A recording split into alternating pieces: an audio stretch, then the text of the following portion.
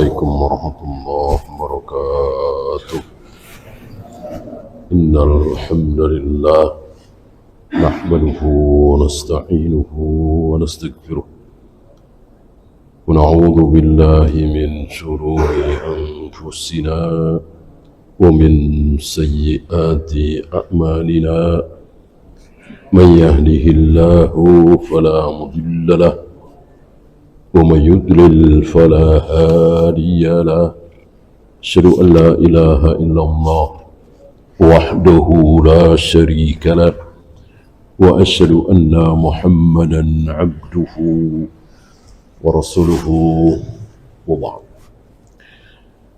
Kita melanjutkan niat dan hijrah. Ada beberapa ibadah yang punya ilat, alasan. Ada ibadah yang tidak punya ilat. Kenapa kita disuruh muterin Ka'bah tawaf? Tentu nggak ada jawabannya. Jangankan kita, Rasulullah juga tidak tahu. Kalau beliau tahu, tentu sudah beliau jelaskan. Nggak ada penjelasan kenapa kita disuruh muterin Ka'bah. Kenapa kita disuruh melempar jumroh, mencium hajar aswad, sa'i, wudu, qomat, tayamum. Ini nggak ada ilat, nggak ada jawabannya. Kalau pertanyaannya kenapa? Beda dengan Rasulullah tidak berjamaah salat tarawih setiap malam di bulan Ramadan. Kenapa? Padahal pahalanya luar biasa. Fahuwa kaqiyamil lailatin. Orang yang salat berjamaah tarawih di masjid bersama imam, mau 3 jam, mau 2 jam, mau setengah jam, itu seperti salat sepanjang malam. Kan besar sekali pahalanya.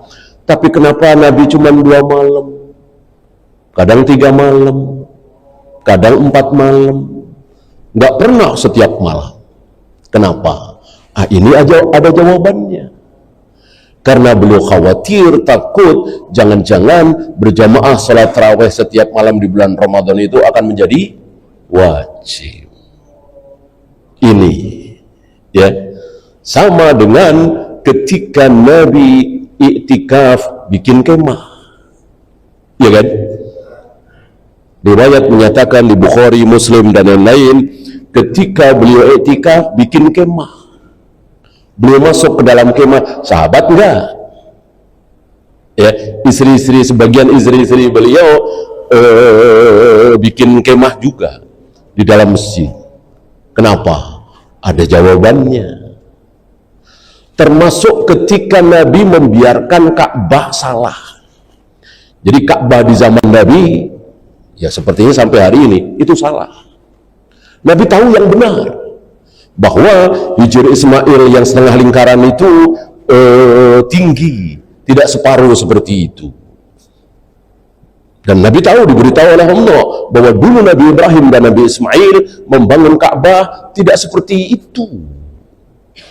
Jadi Ka'bah itu bukan kotak, tapi kotak plus setengah lingkaran. Tapi kenapa kok cuma sampai situ, separuh doang? Itu salah, kata Nabi.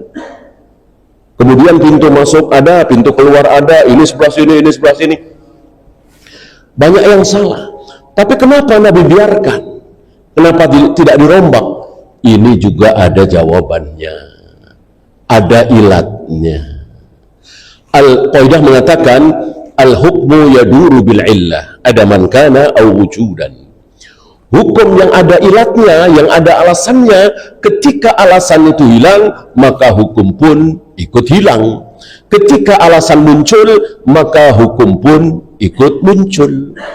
Ambil contoh khamr.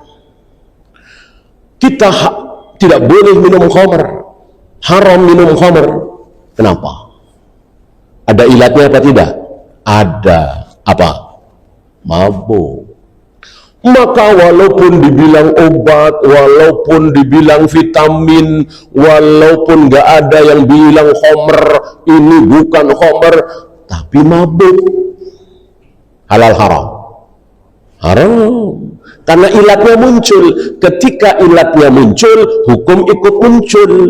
Ketika muncul hukum ilat, yaitu mabuk, maka haramnya juga muncul. Sebaliknya, ada tulisan besar, ini khamr, ini mengandung alkohol, apalah, tapi diminum 5 botol, 10 botol, nggak ada yang mabuk, maka hukum pun ikut hilang. Jadi hukum itu tidak mengikuti judul, hukum itu tidak mengikuti ketok palu manusia. Ya, ambil contoh misalnya saya deketi seorang wanita, Dek, mulai sekarang kita suami istri yuk, mau nggak? Boleh, mau. Ya, kita suami istri ya. Apakah dengan demikian saya dengan dia jadi suami istri? Kemudian saya bilang sama orang-orang, bapak-bapak, ibu-ibu, saya sama dia ini suami istri ya, tanpa saksi, tanpa wali, tanpa mahar. Apakah penamaan saya dan perempuan tadi suami istri menjadi sah di mata Allah? Tidak. Jadi hukum itu tidak mengikuti ketok palu. Mentang-mentang fatwa MUI, mentang-mentang ketok palu dari seorang ulama, maka yang halal menjadi haram, yang haram menjadi halal. Tentu tidak. Nah, begitu pula yang sedang kita bahas ini, yaitu hijrah. Bahwa wajib bagi kita meninggalkan negeri kafir menuju negeri Islam, hijrah namanya. Apakah ada ilatnya?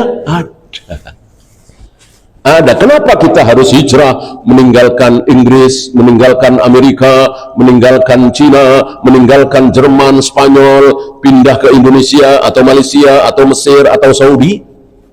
Apakah ada ilatnya? Ada. Apa? Nggak bisa sholat berjamaah, nggak bisa atau sulit sholat Jumat, nggak bisa sholat Idul Fitri. Kapan satu Ramadan, kapan satu Syawal, nggak tahu. Orang mayoritas kafir semua. Nah, di saat seperti itu kita harus tinggalkan negeri itu, pindah ke Indonesia, Malaysia, Brunei, Mesir, Saudi, dan seterusnya, yang di situ mudah sholat berjamaah, mudah sholat Jumat, Idul Fitri, kapan satu Ramadan, kapan satu Syawal, tinggal dengar pengumuman saja. Belum kalau ada wanita yang tidak punya ayah, tidak punya abang, tidak punya wali lah istilahnya, yang jadi wali kalau nikah siapa? Kalau di kita kan ada, yaitu penguasa sudah menunjuk satu badan bernama KUA, penghulu. Nah, kalau di Amerika, kalau di Jepang, kalau di Jerman, gimana? Nggak ada. Maka wajib meninggalkan negeri kafir itu menuju negeri Islam, supaya kita bisa melaksanakan syariat Islam dengan baik dan benar.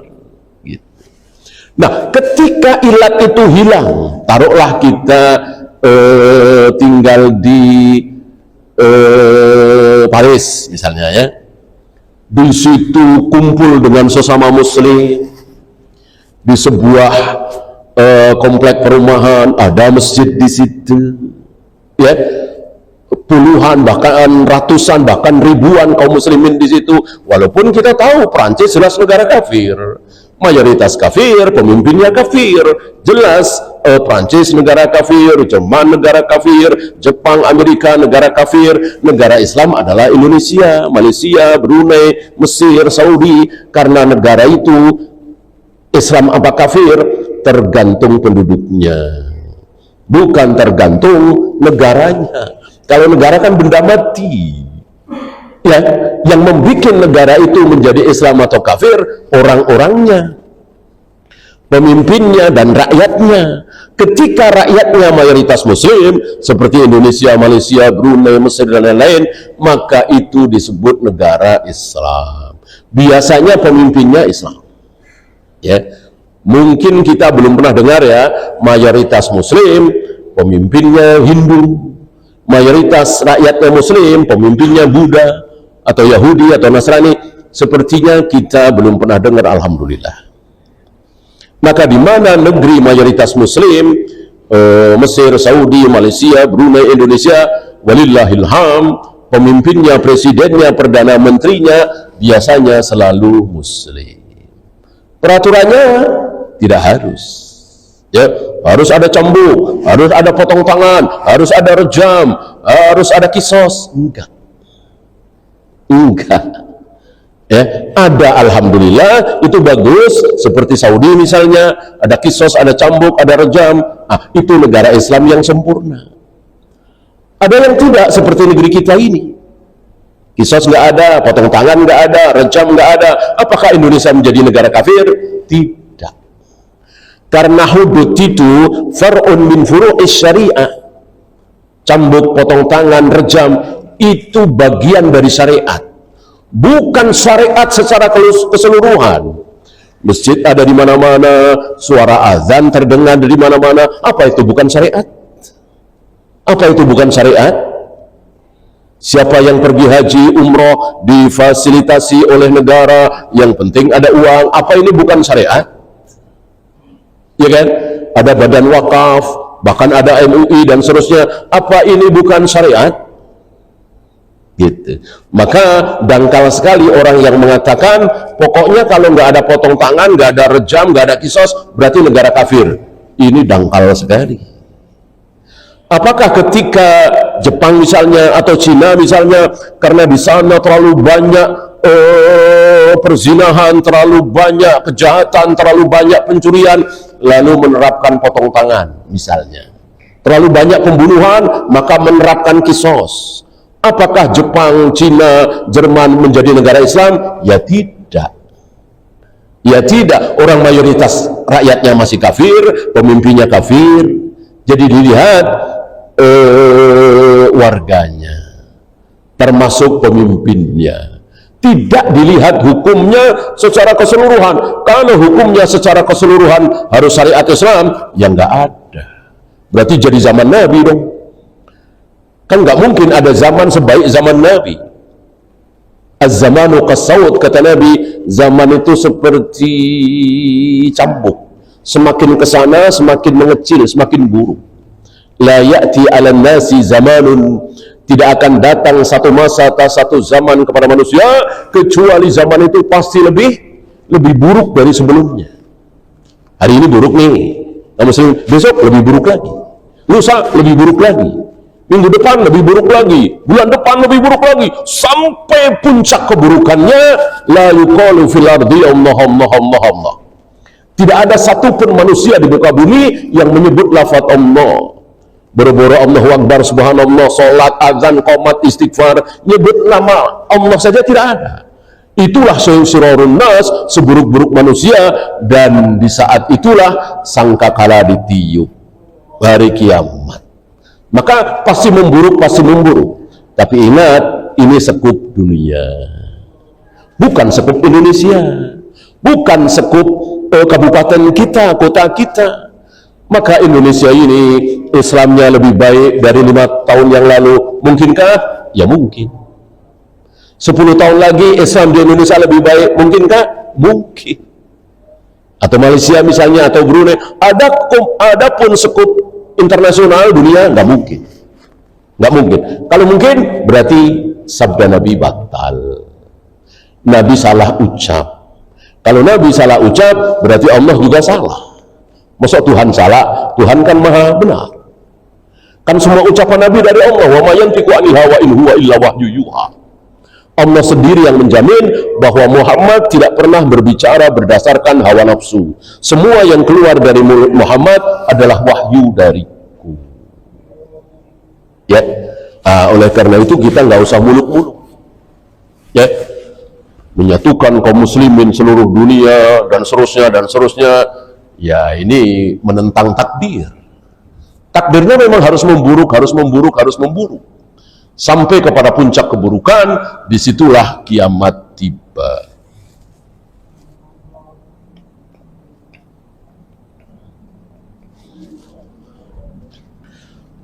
Yang kedua, hijrah tidak ada hubungannya dengan tempat.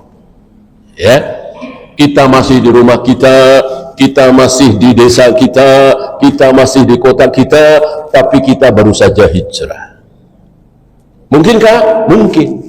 Dari mana ke mana? Dari bid'ah ke sunnah, dari maksiat ke taat.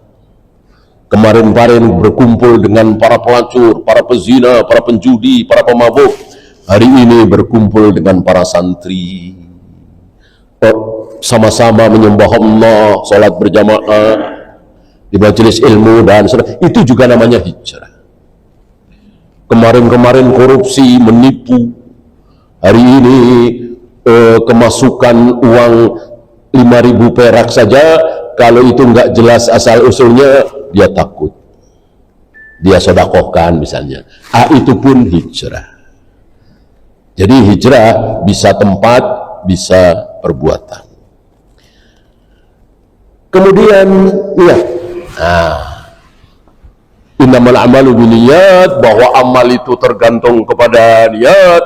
Wa innamal likulli imri'in ma nawa, seseorang akan mendapatkan pahala sesuai dengan niatnya. Kemarin sudah kita bahas.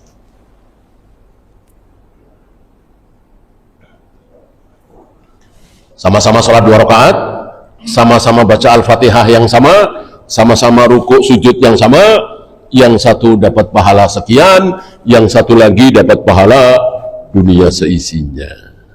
Kan beda jauh pahalanya. Gara-gara apa? Gara-gara beda niat. Yang satu niat sholat tahiyatul masjid, dapat pahala insya Allah berapa, nggak disebut. Yang satu niat sholat qobliyah subuh, rakaatani qoblal fajri khairum minad dunya wa ma fiha. 2 rakaat sebelum subuh, sebelum fajar. Salat fajar itu salat subuh, salat subuh itu salat fajar, berarti salat sunat fajar adalah qobliyah subuh. Itu pahalanya lebih baik dari dunia seisinya, dari dunia seisinya. Ada postingan menarik ya, urutan orang terkaya dunia. Ada apa itu, Bill Gates nomor 10, nomor 9, ada siapa terus nomor 1 ya, Raja Salman atau MBS misalnya ya, nomor 2 ya. Nomor 1 orang yang sholat qobliyah subuh ya, mau 300 kali lipat, 1000 kali lipat dari kekayaan Bill Gates, nggak ada apa-apanya dengan orang yang sholat sunat 2 rakaat sebelum subuh, orang dunia dan seisinya. Apa ya, Bill Gates itu, Lim Suliong itu punya kekayaan seluruh isi dunia? Tidak. Separuhnya saya tidak, 1/10-nya, 1/100-nya, mungkin 1/1000-nya enggak. Ini seluruh dunia seisinya. Khairum minad dunya wa ma fiha. Ini menunjukkan bahwa dunia itu enggak ada apa-apanya dibanding dengan pahala akhirat, enggak ada apa-apanya. Bayangkan seluruh apa yang ada di muka bumi kalah dengan 2 rakaat sebelum salat subuh. Gimana subuhnya? Padahal kan enggak wajib. Qobliyah subuh nggak wajib. Gimana yang wajib subuhnya, gimana zuhurnya, gimana asar, maghrib. Maka betul-betul nggak ada nilainya sama sekali dunia itu dibanding dengan pahala akhirat. Dunia yang sedang kita cari mati-matian ini, yang kadang kita lupa mana yang halal, mana yang haram, kadang kita lupa ini teman, kadang kita lupa ini saudara. Itu nggak ada apa-apanya dibanding dengan sholat 2 rakaat sebelum subuh. Kita diingatkan oleh Allah lewat lisan Nabi sallallahu alaihi wasallam. Ya. Contoh. Ada orang misalnya tidur jam 2:30, belum asar ya. Bangun maghrib misalnya ya. Begitu maghrib dia langsung ke masjid. Dia pikir ini sholat asar ya, linglung. Atau mungkin dia di apartemen lah. Di apartemen kan biasanya kurang tahu ini siang atau malam, semuanya tergantung dengan lampu ya kan. Nah tentu dia niat sholat asar, padahal itu sudah maghrib, dia nggak tahu atau linglung. Begitu rakaat pertama nggak masalah, rakaat kedua atahiyat awal nggak masalah, begitu rakaat ketiga dia siap-siap atahiyat akhir. Nggak taunya imam dan semua makmum berdiri. Lah, bukannya atayat akhir nih, kan 3 rakaat, masa maghrib 4 rakaat nih kan. Tapi orang begitu semua, masa saya sendiri yang benar, tentu saya salah nih. Akhirnya dia mikir-mikir, ternyata ini sudah maghrib. Ya, tadi saya kelewat asar, niatnya sholat asar, ya udah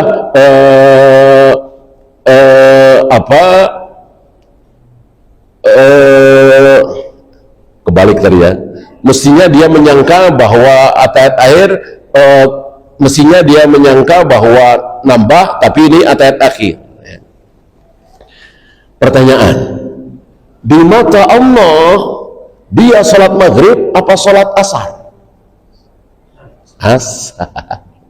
Innamal a'malu binniyat. Maka kalau dia faham begitu imam dan makmum yang lain salam, nambah 1 lagi, ya kan?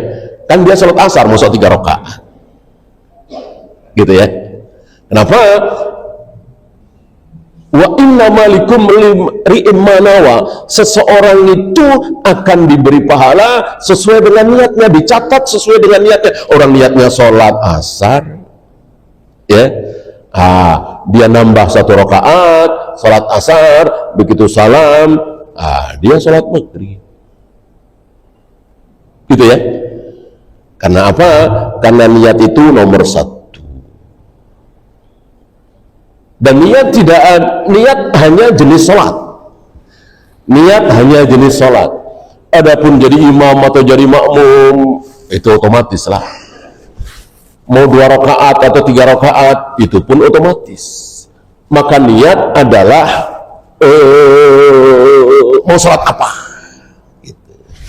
Maka jika antum safar ke Surabaya misalnya, mampir di rest area Semarang, di tol, sholat duhur misalnya, udah wudu, ya, ikut, ya. Apakah antum harus berniat bahwa mau qashar 2 rakaat atau tidak? Jawabannya tidak. Namanya safar harus qashar. Masa safar sholat 4 rakaat? Belum pernah Rasul dan para sahabat safar sholat 4 rakaat. Rasul dan para sahabat ketika safar selalu 2 rakaat, zuhur 2 rakaat, asar 2 rakaat, isya 2 rakaat. Nah, apakah antum harus berniat? Ya tidak, ya otomatis saja. Maka jika akhirnya imam qashar 2 rakaat, antum ikut. Jika ternyata imam kok tidak qashar, mungkin dia penduduk setempat atau imam di masjid rest area itu, ya udah ikut 4. Kan tidak boleh kita mengqashar sholat sementara imam kita tidak qashar. Seperti kita sholat di Masjid Nabawi, tentu kita ikut imam 4, kita ikut 4. Begitu juga sholat di Masjidil Haram, di masjid-masjid Bandung, Surabaya, tentu kita mengikuti imam. Kebetulan imamnya juga qashar, kita ikut 2. Imamnya tidak qashar, kita jangan qashar. Ya. Kenapa? Karena niat, sekali lagi, hanya jenis sholat, hanya jenis ibadah. Adapun jadi imam atau makmum, ya otomatis ketika kita sendirian di depan, di belakang kita orang-orang berbaris, ya otomatis itu imam. Ketika kita di belakang imam, otomatis kita makmum. Nggak perlu disebut, ya. Kita nyebut di hadapan siapa? Kita nyebut di hadapan siapa? Di hadapan Allah, kan? Ya Allah, aku sholat maghrib, ya Allah, ya 3 rakaat, ya Allah, ya aku makmum, ya Allah, ya. Masa Allah diajarin? Allah tahu, ya. Cukup kita sholat maghrib, titik. Berapa rakaat menghadap kiblat? Ya iyalah, sholat pasti menghadap kiblat. Nggak mungkin dan nggak sah sholat sengaja membelakangi kiblat. Ya, nyerong dikit boleh, nyerong dikit boleh. Seperti kita sholat di masjid kita ini, agak menghadap ke kanan dikit, agak menghadap ke kiri dikit, boleh. Mana dalil? Nabi mengatakan kiblat bagi penduduk Madinah adalah bainal masyriqi wal maghribi, antara barat dan timur. Padahal semua orang tahu dari Madinah menghadap ke Mekah, Ka'bah itu ke arah selatan, ya kan? Kenapa Nabi nggak bilang selatan? Kenapa Nabi bilang antara timur dan barat? Selatan memang antara timur dan barat, kan? Artinya apa? Boleh betul-betul selatan, boleh nyerong kanan dikit, boleh nyerong kiri dikit, yang penting jangan membelakangi selatan. Kan gitu. Maka tidak benar kalau masjid sudah benar-benar kayak gini, lalu dipasang kompas, ternyata kiblat ke kanan dikit, lalu karpetnya dirubah. Nggak perlu. Kita sholat betul-betul menghadap Ka'bah itu kalau Ka'bah kelihatan di depan mata kita, seperti kita di dalam Masjidil Haram, kan Ka'bah kelihatan tuh. Kita betul-betul menghadap Ka'bah. Ketika kita berada di luar Masjidil Haram, mungkin di Tabuk misalnya, atau di Yanbu misalnya, sekitar situ ya, maka cukup kita menghadap Masjidil Haram. Apakah plek persis harus ke Ka'bah? Sulit. La yukallifullahu nafsan illa wus'aha. Ya. Kita berada di Mesir misalnya, kita berada di Yaman misalnya, apalagi di Indonesia, ya cukup menghadap ke arah Saudi. Ka'bah kan kecil sekali. Nggak mungkin setiap kita sholat ditarik garis lurus ke sana pasti sampai Ka'bah, ya nggak mungkin. La yukallifullahu nafsan illa wus'aha. Allah Maha tahu, Allah kasih tahu Nabi SAW untuk tidak mengatakan kiblat bagi penduduk Madinah adalah ke arah selatan. Tapi Nabi bilang antara timur dan barat. Ya. Wallahu a'lam. Ya, kita sisakan waktu mungkin 5 menit ya, atau 4 menit untuk bersoal jawab. Ada pertanyaan, silakan.